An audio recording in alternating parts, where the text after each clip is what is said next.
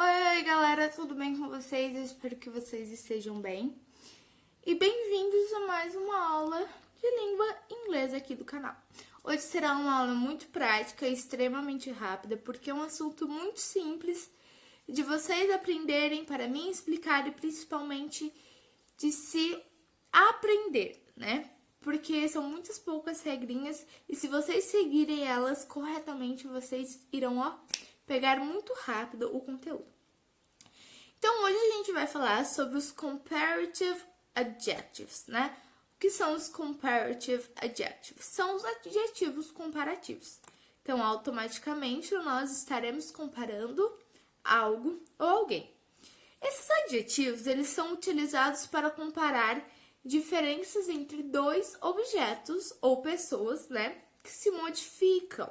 Geralmente, ao fazermos isso, a gente utiliza a palavra than na língua inglesa. No português, significaria meio que um do que. Então, por exemplo, né? Se eu falo assim, eu sou mais alta do que a minha irmã. Eu estou comparando. Só que a gente meio que engole esse do, né? E fica, eu sou mais alta que minha irmã. É automático, todo nativo, independente da língua que seja, eles acabam por engolir, né, algumas palavras para dar essa reação rápida de ser dita, tá? E eles são empregados nas frases onde dois substantivos são comparados.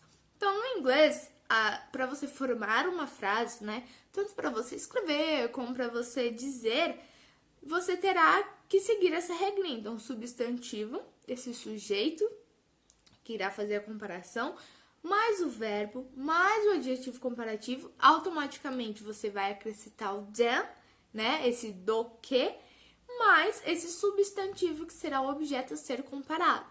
Então, coloquei alguns exemplos aí. Por exemplo, my house is larger than hers. Não, minha casa é maior do que a deles. This box is smaller than the one I lost. Essa caixa é menor do que a que eu perdi, né? Your dog runs faster than Jim's dog. The rock flew higher than the roof. Jan and Jack are both my friends, but I like Jan better. Reparem aí na última frase que eu não utilizei, né, better than. Porque não há necessidade, uma vez que eu já dei os sujeitos. E automaticamente eu já falei, but, porém, I like Jack better. Porém, eu gosto mais do Jack. Eu poderia falar, but I like Jack better than Jan. Poderia. Só que não há necessidade, uma vez que já está subentendido isso que eu iria dizer, tudo bem? Então, vamos aí para como usar esses adjetivos comparativos, né? Então, how to use the comparative adjectives. Há exatamente 5 regrinhas que você deverá seguir para poder utilizar esses adjetivos comparativos e automaticamente para você subentender cada um deles. Então, a primeira regra, de modo geral, todos os adjetivos monossilábicos, ou seja, aqueles adjetivos de apenas uma sílaba, adjetivos curtos, adjetivos rápidos, né? Então, por exemplo, tall, small, old. Tá vendo que você meio que joga essas palavras tanto ao falar quanto ao escrever, porque elas são práticas, elas são rápidas. Elas irão receber o sufixo ER no final. Lembrando que é sufixo, são todos aqueles adicionais adicionados no final de uma palavra, no final automaticamente de um radical, né? Então, por exemplo, tall, eu vou apenas adicionar o sufixo ER. Então, por exemplo, taller than, mais alto que. Small, smaller than. Great, greater than. Old, older than. Younger than. Richer than. Lower than.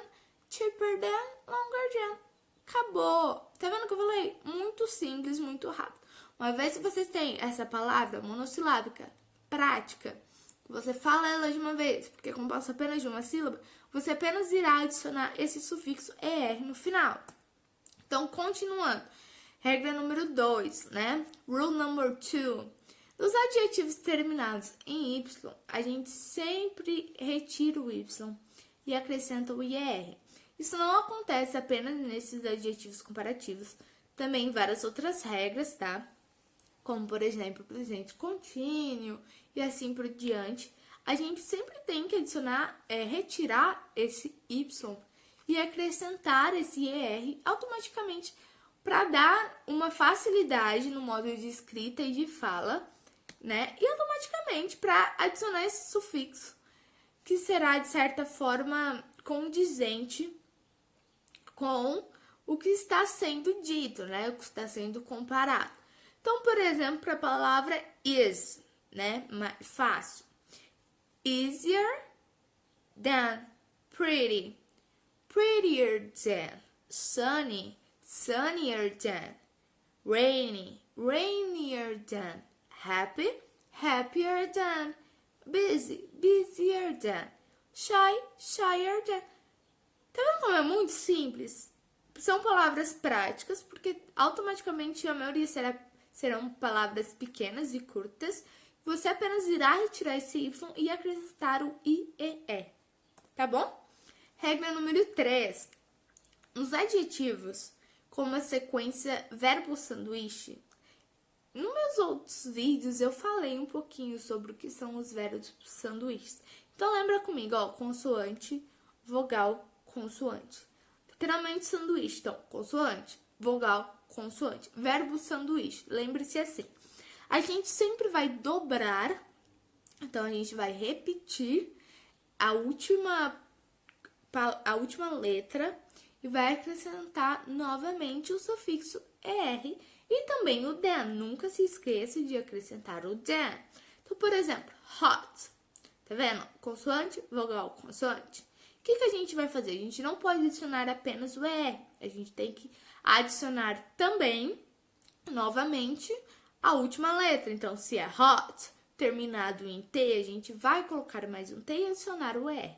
Então, hotter than, mais quente que. Big, bigger than, maior que.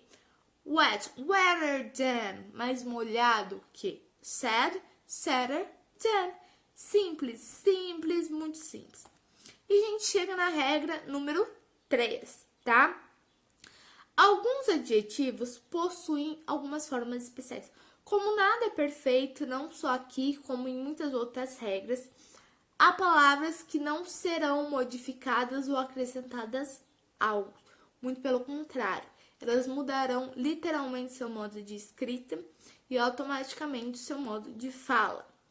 Então, em palavras muito comuns, né, que significam totalmente o adjetivo e a forma que a pessoa está ou que algo está, né, são muito usados, como good, bad, much.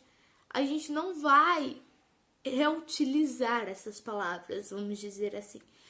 Iremos mudar totalmente a sua forma original. Então, quando a gente for falar good, a gente não vai adicionar ER, nem nada do tipo, até porque ficaria estranho, né? Gooder, bad, better, much, mucher. Não fica estranho. Então, o que a gente vai fazer? A gente vai mudar. Então, good, a gente vai passar para o better. It's better than, é melhor que. Bad is worse than, né? É pior que aquilo, pior que algo.